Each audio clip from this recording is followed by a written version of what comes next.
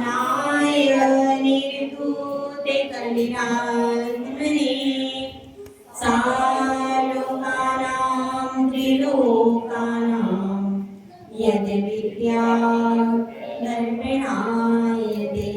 पंच परमेश्वरी भगवान की 1008 श्री कुंभनाथ भगवान की, परम पूज्य आचार्य श्री आदि सागर महाराज की, आचार्य श्री महावीर कीर्ति महाराज की, आचार्य श्री विमल सागर महाराज की, आचार्य श्री तपस्वी सम्राट सन्मति सागर महाराज की, आचार्य गुरुवर सुंदर सागर महाराज की, अहिंसामयी विश्व धर्म की, जिनवाणी माता की,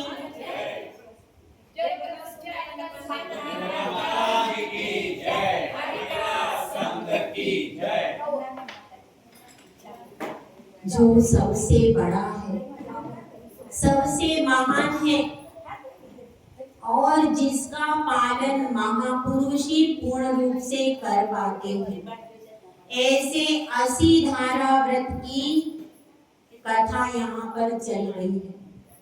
ब्रह्मचर्य व्रत, जब हम 10 धर्म पढ़ते हैं तो उन 10 धर्मों में अंतिम धर्म आता है कौन सा? ब्रह्मचर्य अंतिम धर्म। क्यों है? क्योंकि सब आप पालन करते करते अंत में क्या आएगा? ब्रह्मचर्य। सब धर्मों का सार किसमें है? मतलब ब्रह्मचर्य कठिन है, इसका मतलब क्या है? बाकी सब धर्म का पालन सरल है, लेकिन ब्रह्मचर्य का पालन कठिन है। इसीलिए जब आप 9 धर्मों को पालना अच्छे से सीख जाओगे, उसके बाद 10वां धर्म पालन कर पाओ। और जिसमें 9 धर्म नहीं है, वो ब्रह्मचर्य का पालन भी नहीं कर पाए। इसी प्रकार से यहाँ पर भी यह चतुर्थ धर्म बताया, चतुर्थ व्रत बताया है। कौन सा? ब्रह्मचर्य। मतलब जो अहिंसा का पालन करना सीख गया, सत्य बोलना सीख गया, और जो चोरी अचोरियां व्रत का पालन करता है, अब उसको चौथी सीढ़ी थमाई है। कौन सी? ब्रह्मचर्य। अब उसने चोरी का भी त्याग कर दिया, मतलब वह पवित्र हो गया। अब वह पवित्रता की स्थिति में आ गया, तो अब उसको कहा है कि अब ब्रह्मचर्य धारण तुम कर सकते। पहली व्रत में के रूप में ब्रह्मचर्य नहीं दिया, क्योंकि हिंसा को त्यागे बिना कोई ब्रह्मचारी हो नहीं सकता। पहले भी नहीं कहा, उसके बाद दूसरे में भी नहीं बताया, क्योंकि जो नित प्रति झूठ बोल रहा है वह भी आत्मा के गुण की रक्षा नहीं कर सकता, क्योंकि आत्मा का गुण है सत्य, और जो प्रतिपल असत्य बोल रहा है वह भी ब्रह्म अर्थात आत्मा के सद्गुण की रक्षा नहीं कर रहा, इसलिए वह भी ब्रह्मचारी नहीं हो सकता। और झूठ बोला क्यों जाता है? या तो धन के लिए, या फिर स्त्री के लिए, या संपत्ति कोई हो, कोई विशेष कारण हो। 2 चीजों के कारण सबसे ज्यादा झूठ बोला जाता है। कौन सी चीज? या तो धन या फिर स्त्री। तो ये 2 चीजें मेन कारण होती हैं, इसलिए वह जो झूठ बोल रहा है उसमें इन्हीं 2 में से कोई ना एक कारण होगा, इसलिए वह क्या होगा? ब्रह्मचर्य का पालन नहीं कर पाएगा। और आचौर्यण, जो पर की वस्तुओं पर जिसकी निगाह जा रही है, जिसका आचौर्यण व्रत नहीं है, प्रतिपल ये सोचता है कि इसकी वस्तु में उठा लूं, जिसके ऐसे भाव हो रहे हैं वह पर स्त्री के प्रति सही नजर कैसे रख पाएगा? जो अपनी वस्तुओं, दूसरे की वस्तुओं के प्रति ही जिसके ग्रहण करने के भाव अभी समाप्त नहीं हुए, वो ब्रह्मचर्य व्रत रख पाएगा क्या? नहीं रख पाएगा, वो नहीं रख पाएगा। इसलिए जब पहले तो पर की वस्तु के प्रति अपने भाव सही बनाओ कि ये पर की वस्तु है, ये मेरी वस्तु है, इतना निर्णय होना जरूरी है। जिसने आचौर्यायन व्रत में निर्णय कर लिया क्या, ये पर की वस्तु है, ये मेरी वस्तु, उसका निर्णय क्लियर हो गया उसका कि ये पर का है, यह मेरा। जब उनकी वस्तुओं में तुम्हारा निर्णय दृढ़ हो गया, उसके बाद फिर ब्रह्मचर्य की ओर आओ कि तुमने वस्तुओं में तो निर्णय कर ही दिया। अब जो अपने घर में जो तुम्हारी पत्नी है उसके बारे में भी निर्णय कर लो कि उस पत्नी के अलावा सब कुछ क्या है, पर द्रव्य है, और उसमें मुझे माता बहन सुधा की भावना करें। तो यह अंत में आता है, और इसमें क्या आता है, मध्य में रखा। क्यों रखा मध्य में? चौथे नंबर पर रखा। चौथे नंबर पर इसलिए रखा, एक अकेला परिग्रह वाला भी रह सकता था, लेकिन लोग भटकते हैं तो ब्रह्मचर्य की सेवन नहीं करने की वजह से भटक जाते हैं। ये बहुत विशेष है, इसलिए इसको संक्षेप नहीं विस्तार से यहाँ पर अलग से पूरा व्रत दिया। मतलब ब्रह्मचर्य बहुत कठिन है, और इसका जिसने पालन कर लिया वह बाकी का सब भी धीरे धीरे सीख करके पालन कर लेता है। ठीक है, तो यहाँ पर अपनी यही बात चल रही है कि जो पर स्त्रियों के प्रति, पर स्त्री में क्या क्या आएगा, जो दूसरों की सौभाग्यवती स्त्रियां, दूसरों की सौभाग्यवती स्त्रियां अथवा कन्या अथवा कौन है, विधवा, विधवा है, और आदि कोई भी स्त्री, कैसी भी स्त्री है, उसके प्रति वह ममत्व परिणाम नहीं लाता है, और उसके प्रति किसी भी प्रकार की अशुभ भावना को नहीं। ठीक है, वह कौन कहलाता है? वह ब्रह्मचारी नहीं कहलाता, वह स्वदार संतोष व्रत का धारी, ब्रह्मचर्यान व्रत का धारी कहलाता। समझ में आया? यहाँ पर ब्रह्मचर्य अमृत की बात चल रही है। तो इसका पालन किस किसने किया? पूर्व में तो जितने भी महापुरुष होते हमारे, वे सब इसका पालन करते हैं। कौन से? स्वदार संतोष व्रत। राम ने इसका पालन किया। जब शूर्पणखा उनके पास में आई, शूर्पणखा, उसका नाम चंद्रनखा था, उसमें पुराण में दूसरी रामायण में शूर्पणखा बोलते। तो चंद्रनखा जब उनके पास में आती है, राम के पास में आती है, राम के रूप को देख करके मोहित हो जाती है, और फिर फिर क्या होता है, फिर लक्ष्मण के पास भी आती है, लेकिन दोनों उसके ऊपर ध्यान, दोनों के पास निवेदन करती है। हालांकि वो चंद्रनखा भी कम सुंदरी नहीं थी, बहुत ज्यादा सुंदरी थी, वो स्त्री बहुत सुंदरी थी सब प्रकार से, लेकिन वो परिस्त्री थी, हरदूषण की पत्नी थी। तो उसको परिस्त्री के प्रति दोनों ने ही ध्यान नहीं दिया, क्योंकि दोनों का ये नियम स्वाभाविक रूप से महापुरुषों में होता है, वो मर्यादा का उल्लंघन कभी भी नहीं करते। तो दोनों के पास आती है, लेकिन दोनों ने अपने मन पर इतना संयम रखा कि उसके प्रति कोई भी भावना व्यक्त नहीं।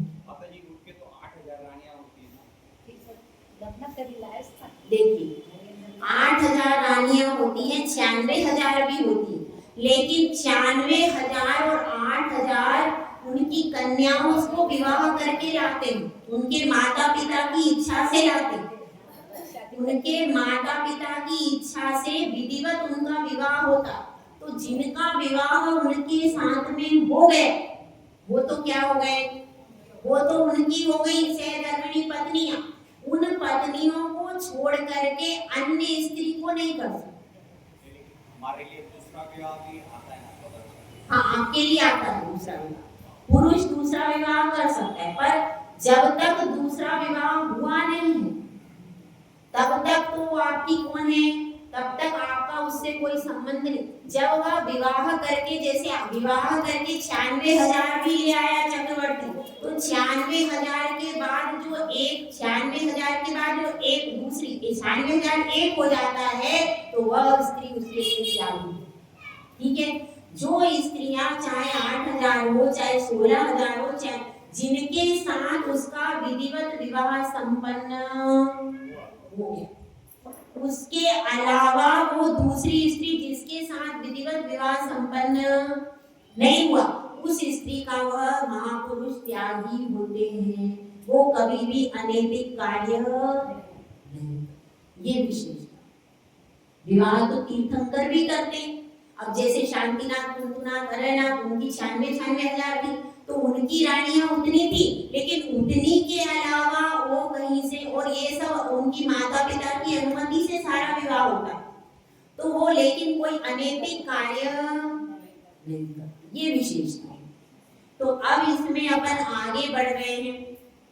आगे क्या बात है कि कल हमने ये देख लिया था कि ब्रह्मचर्यानुव्रत का क्या स्वरूप होता है और ब्रह्मचर्यानुव्रत के को पालन कैसे किया जाता है। अब इसमें देखिए, एक तो अब्रह्म नामक पाप है। अब्रह्म पाप जो होता है, कुशील कहते हैं, कुशील पाप है। और ब्रह्मचर्यानुव्रत क्या है? जो एक श्रावक अपनी साधना से उत्पन्न करता है और उसको सहेज कर रखता है। तो इस कुशील पाप में प्रसिद्ध हुआ है यमदंड कोतवाल। कौन प्रसिद्ध हुआ है? यमदंड कोतवाल प्रसिद्ध हुआ है। और ब्रह्मचर्यानुव्रत के पालन में प्रसिद्ध हुई है कौन? नीली। तो आपको सबसे पहले अपन पॉजिटिव लेते, पॉजिटिव और नेगेटिव दोनों चीजें हैं, तो अपन सबसे पहले पॉजिटिव पे जाते हैं। पॉजिटिव में प्रसिद्ध हुई है नीली। तो लाट देश में भृगुकच्छपुर नामक नगर था। कौन सा नगर? भृगुकच्छपुर। वहां का राजा था वसुपाल। और उसी नगर में एक जिनदत्त सेठ रहता था। जिनदत्त सेठ था और उसकी जो भार्या थी, उसकी सेठानी थी, उसका नाम था जिनदत्ता। उस सेठानी से एक पुत्री उत्पन्न हुई नीली। वह नीली पुत्री अत्यंत रूपवती थी। ऐसा लगता था उसको देख करके कि कोई जैसे देवी अप्सरा के समान सुंदर थी। और जिनदत्त सेठ बहुत धार्मिक था। प्रतिदिन देव दर्शन करना, पूजन करना, अभिषेक करना, उसके बिना वो कुछ भी अपनी क्रिया नहीं करता था, भोजन आदि में प्रवृत्ति नहीं करता था। और जब माता पिता धार्मिक हो तो बच्चा भी कैसा होता है। तो उसी प्रकार से वो नीली में भी ऐसे संस्कार थे कि वह भी प्रतिदिन पूजा, अभिषेक, आहारदान आदि क्रियाओं को करती थी। अब देखिए क्या होता है कि एक दिन महापूजा होती है। बहुत महापूजा का अवसर कभी कभी यहाँ पर भी अष्टालिका में होता है। तो महापूजा में क्या होता है, सब लोग सज धज करके श्रृंगार करके आते हैं। और वह सेठ बहुत धनवान था, तो क्या होता है, उसकी भी पत्नी भी आभूषण पहन करके आती है, पूरी तैयार होकर के आती है। और वह भी नीली को भी सब आभूषण और बहुत अच्छे सुंदर वस्त्रों से सजा के लाते हैं। महापूजा में जैसे कपन करते ना, जब शोभा यात्रा वगैरह निकलती है तो सब लोग तैयार होके ऐसे उसको भी तैयार करके लाते हैं। और महापूजा विधान चल रहा था, उस समय वह कायोत्सर्ग करके स्थित हुई। अब वह कायोत्सर्ग के लिए खड़ी, और जब कुछ ज्यादा शोर हो जाता है तो कुछ बाहर के लोग भी मंदिर जी में आ जाते हैं। इसी प्रकार से जब वहां पर बड़े बड़े बैंड बाजे बज रहे, बहुत उत्सव हो रहा था, तो उस समय कुछ लोग जो जैन नहीं थे वे भी उस मंदिर में आ गए। अब जब वे आ गए तो उन्होंने नीली को देखा। अब वो जैसे ही उस युवक ने नीली को देखा तो उसके मन में लगा कि यह वो अपने पुत्र उससे मित्र से पूछता है कि यह क्या कोई देवी आ गई, यहाँ पर पूजन विधान हो रहा है तो कोई देवी देवता आ गए होंगे, तो ये क्या कोई देवी है? तो वह कहता है कि नहीं, यह देवी नहीं है, यह तो जिनदत्त सेठ की पुत्री नीली है। तो जैसे वो उसको देखता है तो उसके मन में विचार आता है कि इसके बिना तो मेरा जीवन व्यर्थ। वह ऐसा सोच लेता है और सोच करके घर पे आ जाता है। अब उसी के ख्यालों में रहता है और उसका भोजन पानी छूट जाता है। भोजन पानी जब छूट जाता है तो क्या होता है, अब परिवार वाले पूछते हैं, मित्र को बुला करके कहते हैं कि तुम इसकी बात निकालो, इसके मन में क्या है। तो फिर मित्र उससे पूछता है और फिर मित्र आकर बताता है कि जब तक इसका विवाह उस कन्या के साथ नहीं होगा तो तब तक इसके कहता है मेरी तो प्रवृत्ति नहीं होगी भोजन पानी में। तो उसका पिता उसको बहुत समझाता है कि देखो जिनदत्त सेठ का प्रण है कि मैं इस पुत्री का विवाह जिन धर्म जो पालन करेगा उसी से करूंगा, दूसरे से नहीं करूंगा। और हम सब बौद्ध धर्म का पालन करते, हमें वो क्यों अपनी पुत्री देगा?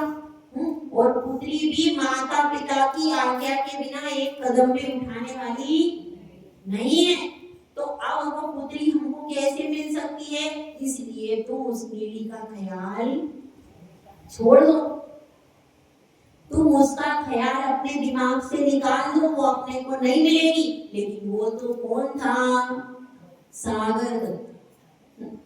सागर दत्त जो उसका नाम था, तो सागर दत्त एकदम अड़ जाता है और कुछ नियोग भी होता है भाई, उसका कोई संबंध ऐसा होगा तो वह कहता है कि नहीं, जब तक उसकी प्राप्ति का मुझे कोई उपाय नहीं मिल जाता तब तक मैं भोजनादि में प्रवृत्ति नहीं करूं। जब उसका ऐसा संकल्प देखते हैं तो फिर क्या होता है, तो फिर उसके पिताश्री बोलते हैं कि अब तो क्या करना पड़ेगा, अब हम लोग कोई दूसरा उपाय करते तो वे कपट से जैन बन जाते और बहुत दिनों तक रोज मंदिर जाना, रोज अभिषेक करना, हर चीज को। और वैश्य थे, सेठ थे, जाति उनकी गलत थी नहीं, वो भी सेठ थे, बड़े सेठ थे, धनवान थे, धनवान में कोई कमी नहीं थी, वैश्य थे, सेठ ही थे वो लोग भी। तो अब वो क्या उन्होंने कौन सा धर्म अपना लिया? जैन धर्म। और बिल्कुल ऐसे रहने लगे कि बिल्कुल जैसे वो जैन, उससे भी ज्यादा पूजा आदि करने लगे, प्रतिदिन मंदिर में ही रहना, और बहुत इतना ज्यादा हो गया। अब जब ये लंबे समय तक चला तो सब लोग क्या सोचने लगे, अरे ये तो अब जैन धर्म अपना लिया इन्होंने। अब फिर जब वो पक्के हो गए और उनकी सेठ से फिर खूब गहरी मित्रता भी हो गई, क्योंकि रोज मंदिर में आने वाले आपस में पहचान ही जाते। तो जब इस तरह से मित्रता हो गई तो उन्होंने सागर दत्त का प्रस्ताव रख दिया। तो अब उन्होंने सोचा कि ये सेठ तो बहुत धनवान भी है, और उस समय बोलचाल विनयवान भी है, वो लड़का भी सुंदर है, लड़का तो सुंदर ही था वो सागर दत्त, जो लड़का भी सुंदर है और जैन धर्म का बहुत अच्छा पालन करते हैं, सब प्रकार से उपवास भी करते हैं, पूजन भी करते हैं, ये लोग तो बहुत अच्छे हैं। और मेरी बेटी के तो भाग्य खुल गए, सब प्रकार से जैसी रूप गुण में वैसी बेटा भी मिल गया और सब प्रकार से सब चीजें। अब वो ये नहीं जान पाए कि इनका कपट है, नहीं जान पाए। सरल लोग दुष्ट लोगों के कपट को नहीं जान पाते। और इस तरह से जिनदत्त सेठ ने भी, और सोचा, किसी ने कहा भी मत, ने कहा अब तो ये पूरा अच्छा पालन कर रहे हैं तो ये अब जैन हो गए होंगे, और वैश्य तो सेठ तो हैं, तो हो गया किसी कारण से जैन बन गए तो अब जैन ही रहेंगे, ऐसा उन्होंने सोच लिया। और उन्होंने विधिवत बहुत धूमधाम के साथ में नीली का विवाह सागर दत्त के साथ में कर दिया। अब विवाह हो गया, सब विदा हो गई। विदा के कुछ दिन तक तो वो बने रहे, और कुछ दिन के बाद उन्होंने क्या किया, अब बौद्ध धर्म अपनाना शुरू कर दिया, मंदिर जाना बंद कर दिया, और नीली से भी कह दिया मंदिर में नहीं जाओगी। तो नीली ने कहा मैं तो दर्शन किए बिना पानी भी नहीं लूं, मैं तो दर्शन करूंगी। तो फिर क्या किया, और फिर सागर दत्त तो उसको चाहता ही बहुत था, तो उसे सागर दत्त ने कहा कि नहीं, अगर भोजन पानी नहीं करेगी तो कैसे होगा। तो उसको परमिशन मिल गई कि भाई तुम दर्शन कराना और मंदिर चलिए, पर उसका मायके जाना पूरा बंद हो गया। उसने कहा ठीक है, मुझे माता पिता के पास नहीं जाना, लेकिन मुझे जिन मंदिर तो जाना ही है। जिन मंदिर की परमिशन मुझे चाहिए, माता पिता के पास नहीं जाऊं वो भी चल जाएगा। तो क्या हुआ, सिर्फ वो जिन मंदिर में जाती थी, अपना जो नियम था पूजन का, अभिषेक का, वो जो भी पाठ का, वो अपना मतलब वो दूसरे धर्म को पालन, वो जिन धर्म को ही उसने पालन करती। इस प्रकार से कुछ दिन बीत जाते। एक दिन क्या होता है कि वे अब वो सोचते हैं कि भाई इसको भी हमें उस धर्म में लगाना चाहिए जिस धर्म के हम लोग हैं। तो कैसे लगाए, तो उसको समझाते हैं कि पुत्री नीली, जो साधु होते हैं, बौद्ध साधु बहुत कैसे होते हैं, ज्ञानी ध्यानी होते हैं, बहुत ज्ञानी ध्यानी होते हैं। तो हम उनको निमंत्रण करके बुलाते हैं। क्यों? क्योंकि ये भी प्रभाव में आकर के धर्म को स्वीकार करें। तो वो बुलाते हैं। अब उसने क्या सुन लिया, बड़े ज्ञानी ध्यानी होते हैं, सब कुछ जानते हैं, सर्वज्ञ होते हैं, ऐसा बता दिया। अब उसने क्या किया, अब वो सब भोजन के लिए आए। तो क्या करती है, अब वो भोजन करने के बाद में सब अपनी पादुकाएं ढूंढने लगे। अब जब वो पादुकाएं ढूंढने लगे तो वो कहती है कि आप लोग तो सर्वज्ञ हो, तो आप लोग तो जानते होंगे, ये तो बहुत छोटी सी चीज है। जब आप सर्व सब कुछ जानते हैं, ज्ञानी ध्यानी है, तो ये तो छोटी सी चीज है। तो फिर क्या हुआ, उन्होंने कहा कि पुत्री हमको तो पता नहीं है, तुम ही बता दो। तो कहना आपकी चीज आपके पास ही है, आप लोग वमन करके देख लीजिए। तो जब ये घटना होती है तो क्या होता है, तो उनको अपनी पादुकाओं के टुकड़े मिल जाते। और इस घटना से अब क्या होता है, अब जो सागर दत्त के पिताजी थे वो बहुत क्रुद्ध हो जाते हैं कि तुमने हमारे साधु का अपमान। तो नीली कहती आपने कहा क्योंकि मैं सर्वज्ञ हूं, आपने कहा इसलिए मैंने परीक्षा की, अगर आप कहते नहीं तो मैं क्यों करूं। इस तरह से वो कहती। लेकिन इस घटना से सब लोग शुद्ध हो जाते हैं। और फिर क्या होता है कि जो उसकी ननद थी वह उसके ऊपर झूठे आरोप लगा देती कि इसका परपुरुष से संबंध है। तो जब इस प्रकार का आरोप लगा देती, वो बात सारी नगर में फैल जाती है। अब नीली प्रण कर लेती, पूरे नगर में उसको इस दृष्टि से देखा जा रहा है, उससे सहन नहीं होता कि मैं तो निर्दोष हूँ, मैं तो पूरा ब्रह्मचर्य व्रत का पालन करती हूँ, अपने पति के अतिरिक्त मेरे किसी का कोई विचार नहीं है। तो वह मंदिर में आकर के बैठ जाती है और प्रण कर लेती है, जब तक यह दोष दूर नहीं होगा तब तक मेरी आहार में प्रवृत्ति नहीं होगी। वहीं पर बैठ जाती है। तो फिर नगर देवता जो है राजा को, राजा वसुपाल को स्वप्न देता है। क्या स्वप्न देता है कि नगर के सारे दरवाजे बंद हो गए और सती महासती के पैर के स्पर्श से ही खुले। अब राजा सुबह उठता है तो क्या पाता है, मंत्री आकर के, सैनिक आकर के खबर देते हैं कि मुख्य द्वार बंद हो गए। जब मुख्य द्वार बंद हो गया तो कैसे खुलेगा, तो राजा को अपने स्वप्न का स्मरण आता है। तो अब वह सारी स्त्रियां जाती है, सारी सती स्त्रियां जाती हैं और अपने पैर का अंगूठा लगाती, लेकिन द्वार खुलता। पूरी नगर की स्त्रियां चली जाती हैं, सुबह से शाम हो जाती है, लेकिन द्वार खुलता। तब फिर राजा वसुपाल पूछते हैं कि भाई कोई और भी स्त्री रह गई है क्या, जितनी सौभाग्यवती स्त्रियां हैं वे सारी हो गई हैं, अब कोई और स्त्री भी बची है तो देख के आओ। तो फिर सब जिन मंदिर में जाते, वहां पर कौन बैठी थी, तो अब कहते हैं कि इनको भी लेकर के आओ। फिर जिन मंदिर से नीली को लाते हैं, वो जैसे ही वो पैर का अंगूठा स्पर्श करती है वैसे ही सारे द्वार।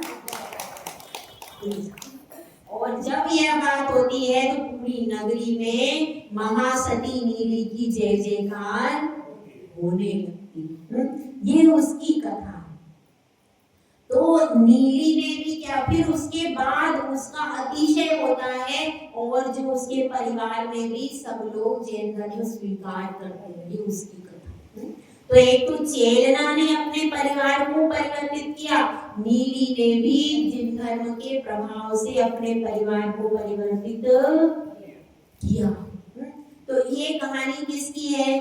ब्रह्मचर्य व्रत में प्रसिद्ध हुई है। कौन? नीली। कि उसने ब्रह्मचर्य व्रत का इतनी दृढ़ता के साथ में पालन किया है। अब अपन इसके अतिचार पढ़ते हैं।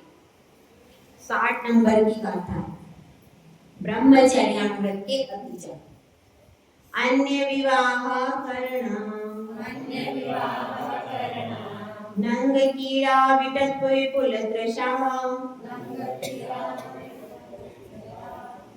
इत्वरिका गमनं च स्मरस्य पंच व्यतिचारा।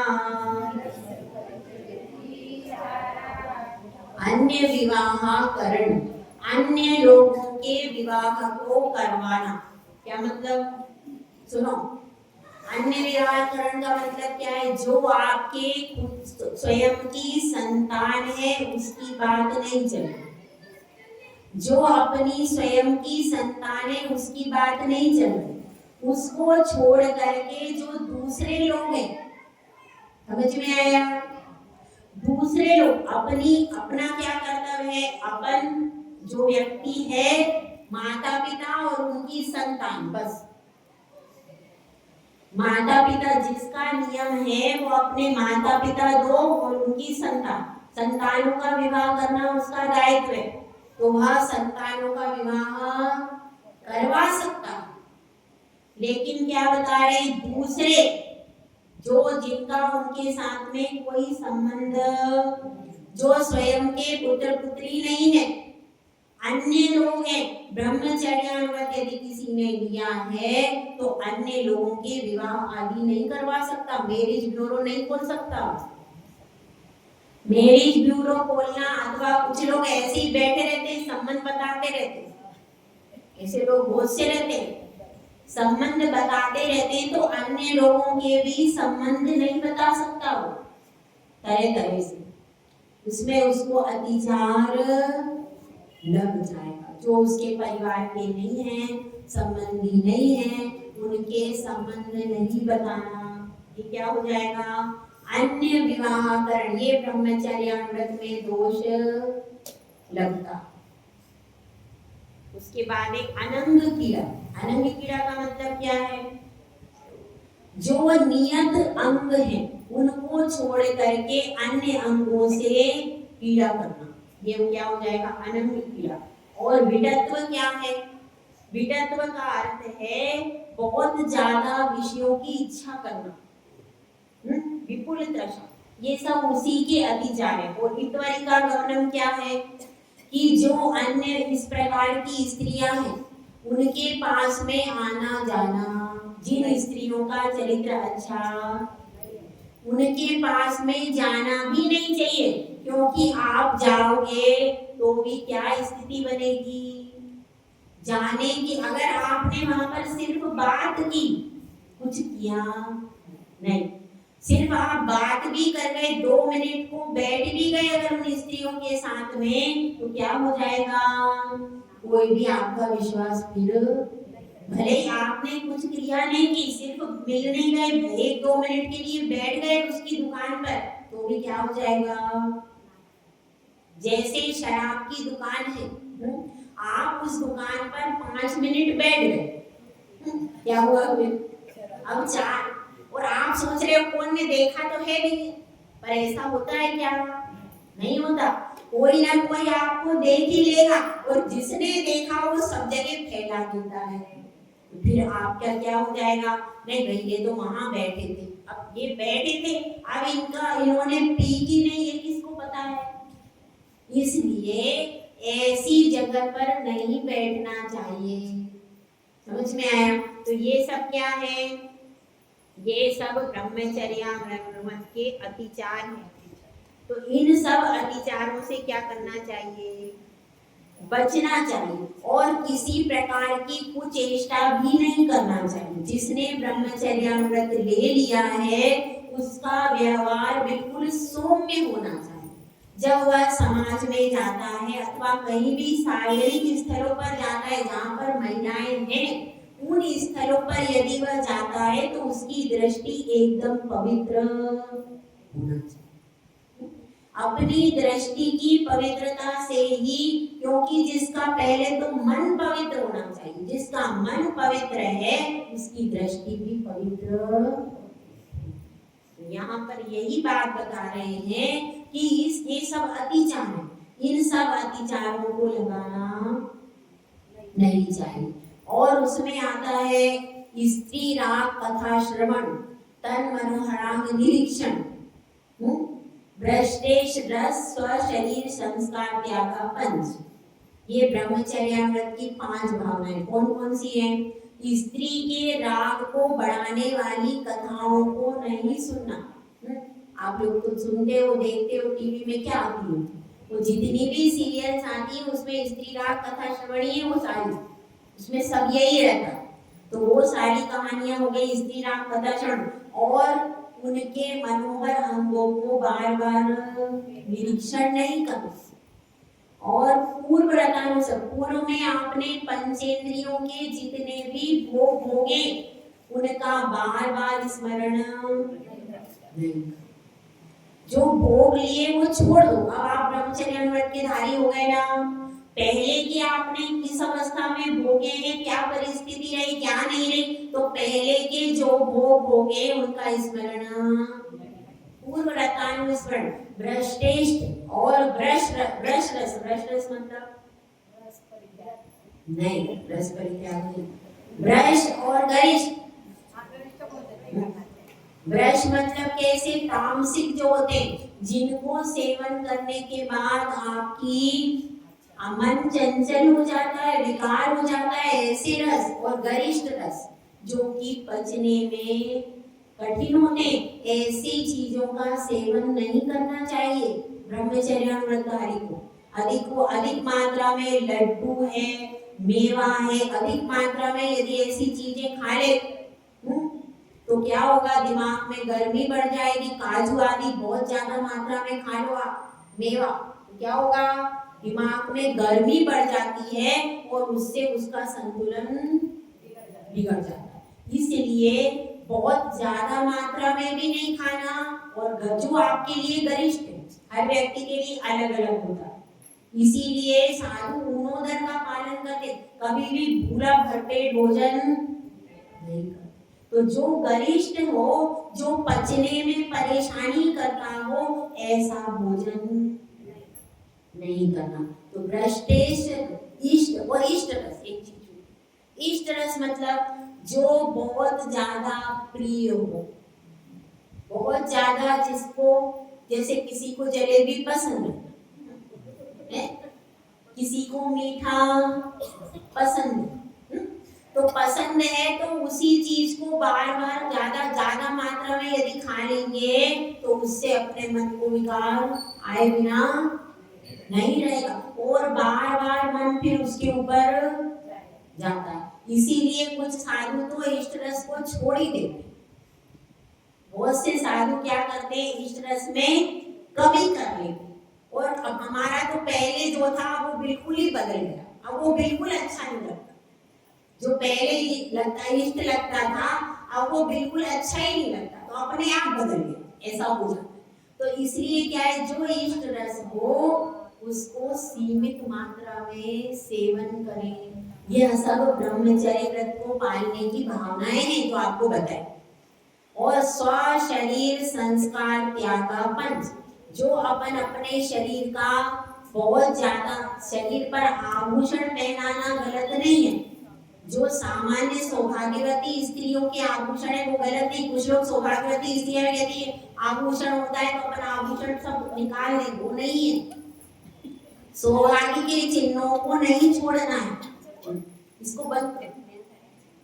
सौभाग्य के चिन्हों को नहीं छोड़ना है, लेकिन अत्यधिक जो अपन मेकअप करते हैं, मेकअप, भड़कीले वस्त्र, और कैसे जिन वस्त्रों को देख करके लोगों के मन में गलत भावना आ जाए, ऐसे वस्त्र, इस प्रकार का श्रृंगार जिसको देख करके लोगों के मन में विकार आ जाए, तो ऐसा श्रृंगार कभी भी करना, ब्रह्मचर्य अनुव्रत के धारी को ऐसा श्रृंगार, ऐसा मेकअप नहीं करना चाहिए, और ना ऐसे वस्त्र पहनना चाहिए कि जिन वस्त्रों में और जिस श्रृंगार से लोगों के मन में दुर्भावना आ जाए। इसीलिए रेड लाइट होती थी पहले, मांग में पूरा सिंदूर भरा जाता, वो क्या थी? Red light. वो रेड लाइट को देख करके लोग पीछे हट जाते थे, भैया ये तो सुहागिन स्त्री आ गई, सौभाग्यवती स्त्री, इतनी बड़ी बिंदी लगी है और मांग पूरी भरी, पहले पूरी मांग भरी जाती थी, तो मांग ही गायब हो। वो रेड लाइट दिख जाती थी, सिंदूर दिख जाता था, लोग भग जाते थे आगे से। अब वो रेड लाइट बंद हो गई तो पता ही नहीं चलता है, तो क्या होता है? इसलिए भी अपराध ज्यादा। जब तक रेड लाइट रहती थी तो लोगों को एक फियर तो रहता था, भाई ये तो सौभाग्यवती स्त्री है, तो कहीं स्त्री कड़क हुई तो फिर, तो इसलिए लोग पहले ही देख करके ही हट जाते थे। तो ये सब क्या है? मंगल सूत्र था और मांग भरी रहती थी और बड़ी बिंदी रहती थी, वो सब क्या? वो सब रेड लाइट थी। उस रेड लाइट को देख करके लोग क्या हो जाते थे? पहले पीछे हट जाते देख करके, और सिर ढका रहता, मर्यादा रहती थी। तो और साड़ी से भी बहुत ज्यादा गरिमा होती, सबसे ज्यादा गरिमापूर्ण अगर कोई वस्त्र है तो कौन सा है? साड़ी। तो ये सब अपने चिन्ह थे। तो इन सब चिन्हों में यदि हम रहते हैं तो हमारे व्रतों का पालन अच्छे से होता है।